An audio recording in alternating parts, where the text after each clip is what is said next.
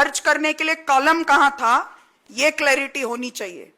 Form 26 में ऐसा कोई कॉलम नहीं है जिसमें लिखा जाए कि रैंडम कोई प्राइवेट कंप्लेंट के भी बारे में, क्योंकि वो इलेक्शन कमीशन की साइट पे उपलब्ध है, तो वो वैसे भी आप सबके सामने है।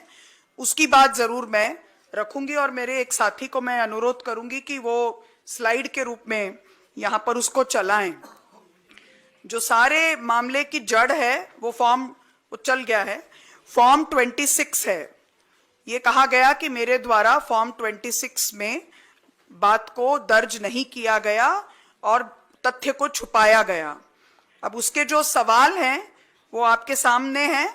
राजनीतिक दल का ब्यौरा देना है, मतदाता सूची में जो उम्मीदवार का क्रमांक है वो ब्यौरा देना है, उम्मीदवार का फोन नंबर और जो भी उसकी आइडेंटिटी है, ईमेल अकाउंट है, वो उसकी जानकारी देनी है, पैन और आयकर के रिटर्न के बारे में विवरण देना है, संपत्ति और अन्य चीजों के बारे में विवरण देना है। लेकिन मोस्ट इंपॉर्टेंट बात जिस पर यह सारी बात शुरू हुई वो ये है कि अगर कोई लंबित आपराधिक मामला है तो उसकी जानकारी देनी है, और अगर कोई दंडनीय अपराध में दोषी ठहराए गए हैं तो उसकी जानकारी देनी है।